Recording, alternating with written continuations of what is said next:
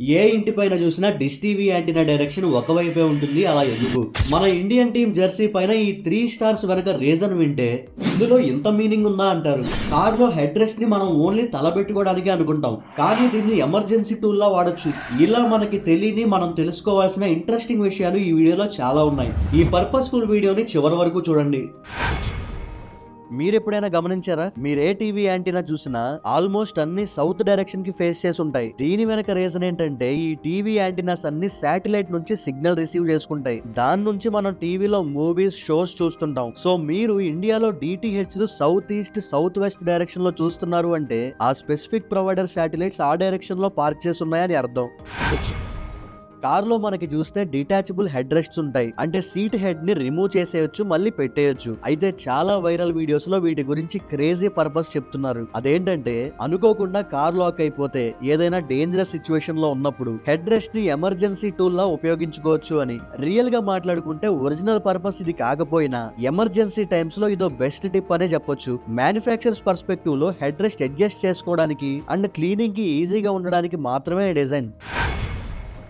Notes లో side margins ఉంటాయి కదా, మనకి తెలిసింది మనం జనరల్ గా అనుకునేది ఏంటి? ఈ ఎక్స్ట్రా మార్జిన్స్ నెంబర్స్ వేసుకోవడానికి, టీచర్స్ రిమార్క్స్ రాయడానికి అనుకుంటాం. అయితే హిస్టారికల్ కాంటెక్స్ట్ లో చూస్తే వీటి అసలు పర్పస్ అది కాదు. ఒరిజినల్ రీజన్ వచ్చేసి పెస్ట్ కంట్రోల్ కోసం. పురుగులు గట్రా బుక్స్ ఎడ్జెస్ నుంచి తినేస్తూ ఉంటాయి. అలాంటి పరిస్థితుల్లో ఈ బుక్ పేపర్స్ లో బ్లాంక్ మార్జిన్స్ ఉండడం వల్ల వాల్యుబుల్ కంటెంట్ సేఫ్ గా ఉంటుంది. అందుకే ఈ బ్లాంక్ మార్జిన్స్ ని సాక్రిఫైజల్ జోన్ అని పిలుస్తారు. అప్పట్లో ఎలకలు, పురుగులు ఎడ్జెస్ లో కొట్టేయడం స్టార్ట్ చేసిన మార్జిన్స్ ఉండడం వల్ల మధ్యలో ఉన్న ఇన్ఫర్మేషన్ సేఫ్ గా ఉంటుందనే ప్రాక్టికల్ రీజన్.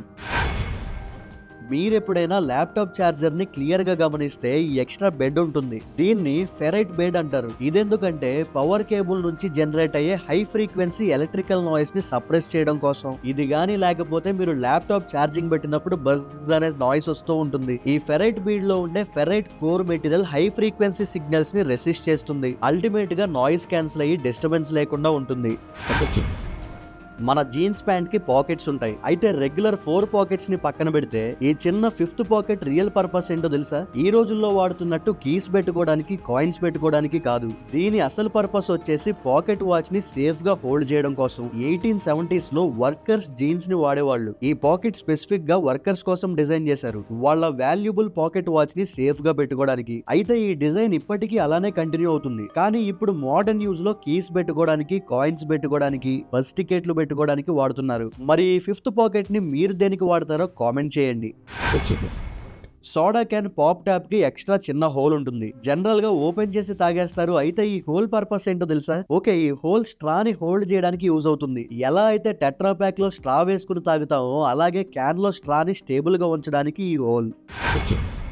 మనమందరం డైలీ వాడే కీబోర్డ్ లో లెటర్స్ చూసి ఎప్పుడో ఒకసారి అనుకునే ఉంటాం, లెటర్స్ అరేంజ్మెంట్ ఇలా గజిబిజిగా ఉండడం బదులు A to Z వరుసగా పెట్టొచ్చుగా అని. అయితే దీని వెనక ఇంట్రెస్టింగ్ రీజన్ ఉంది. కీబోర్డ్స్ కన్నా ముందు మనకి టైప్ రైటర్స్ ఉండే కదా. ఎర్లీ టైప్ రైటర్స్ కి మెకానికల్ ఆర్మ్స్ ఉండేవి. ఇప్పటిలాగా ఎలక్ట్రానిక్స్ కాదు కదా, మెకానికల్ గా వర్క్ జరిగేది. మరి ఫాస్ట్ గా కీస్ ని క్లిక్ చేసినప్పుడు క్లాష్ అయ్యి జామ్ అయ్యేవి. దీనికి సొల్యూషన్ గా ఫ్రీక్వెంట్ గా యూజ్ చేస్తున్న లెటర్స్ ని దూరంగా రీఅరేంజ్ చేశారు, జామ్స్ ని రెడ్యూస్ చేయడానికి. బట్ ప్రెసెంట్ ఆ ప్రాబ్లం లేకపోయినా అప్పటి నుంచి అదే లేఅవుట్ కంటిన్యూ అవుతూ వస్తుంది. ఇది ఒక ఇండస్ట్రియల్ స్టాండర్డ్ లాగా మారిపోయింది. వీడియో ఇంట్రెస్టింగ్ గా ఉంటే, ఇన్ఫర్మేషన్ కొత్తగా ఉంటే నన్ను ఎంకరేజ్ చేయడానికి ఒక లైక్ చేయండి.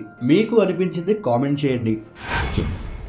చాలా మంది టూత్ పిక్ వాడుతుంటారు. జనరల్ గా టూత్ పిక్ పర్పస్ అందరికీ తెలుసు. అయితే దీని వెనుకున్న పర్పస్ ఎంత మందికి తెలుసు? ఏంటి పుల్లలో అంత మ్యాటర్ ఉందా అంటే ఎస్, ఉంది. మీరు ఎప్పుడైనా టూత్ పిక్ టాప్ లో హెడ్ ని గమనించారా? ఇది జస్ట్ డిజైన్ మాత్రమే కాదు, ఇది టూత్ పిక్ హోల్డర్ లా పనిచేస్తుంది. టూత్ పిక్ యూజ్ చేశాక డైరెక్ట్ గా కింద పెట్టేయకుండా, గ్రౌండ్ కి టచ్ అవ్వకుండా ఇలా యూజ్ అవుతుంది. దీంతో ఇన్స్టాంట్ రీయూజ్ కి కూడా హెల్ప్ అవుతుంది.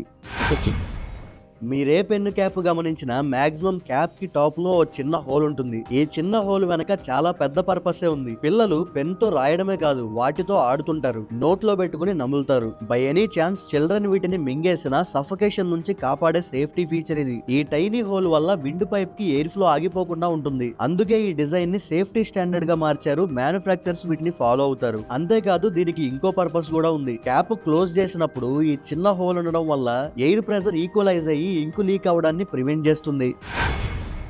మీరు చూస్తే కొన్ని షూస్ కి ఇలా ఎక్స్ట్రా హోల్స్ ఉంటాయి. అయితే మనం అనుకుంటాం అవి ఎయిర్ ఫ్లో కోసమో లేదా ఫ్యాషన్ కోసమో అని, కానీ దీని వెనక ఒక రియల్ పర్పస్ ఉంది. ఈ ఎక్స్ట్రా హోల్స్ ని heel lock or runners loop అంటారు. ఇదొక లేసింగ్ టెక్నిక్. హీల్ స్లిప్పేజ్ ని ప్రివెంట్ చేయడం కోసం డిజైన్ చేశారు, ముఖ్యంగా రన్నర్స్ కోసం. రన్ చేసేప్పుడు షూలో నుంచి కాలు స్లిప్ అవుతూ ఉంటుంది. అలా జరగకుండా ఈ స్పెషల్ హోల్స్ నుంచి లేసింగ్ టెక్నిక్ యూజ్ చేసి టై చేస్తే యాంకిల్ చుట్టూ ఫిట్ గా ఉంటుంది, రన్నింగ్ స్మూత్ గా ఉంటుంది.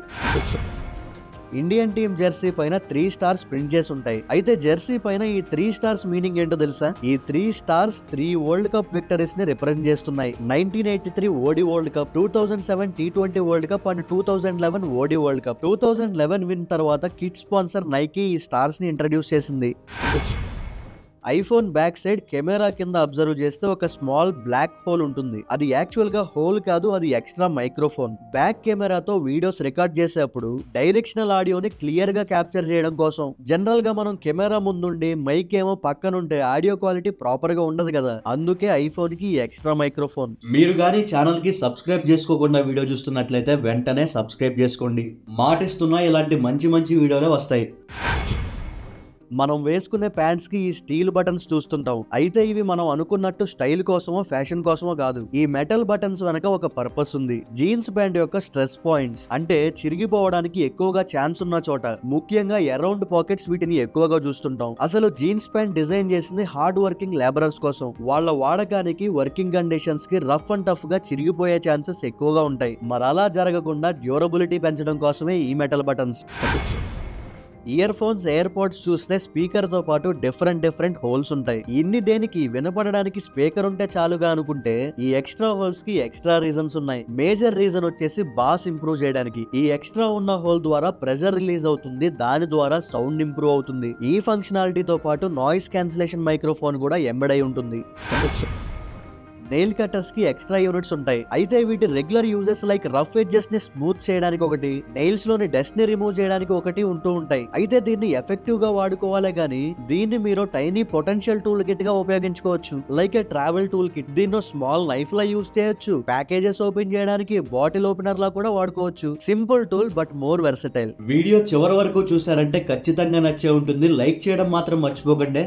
ఇలాంటి మరెన్నో ఇంట్రెస్టింగ్ అండ్ ఇన్ఫర్మేటివ్ వీడియోల కోసం ఛానల్ కి సబ్స్క్రైబ్ చేసుకోండి. నేను వీడియో పెట్టగానే మీకు నోటిఫికేషన్ రావాలంటే సబ్స్క్రైబ్ బటన్ పక్కనే ఉన్న బెల్ ఐకాన్ పై క్లిక్ చేసి ఆల్ ఆప్షన్ సెలెక్ట్ చేసుకోండి. నేను వీడియో పెట్టగానే మీకు నోటిఫికేషన్ వస్తుంది. Thank you for watching.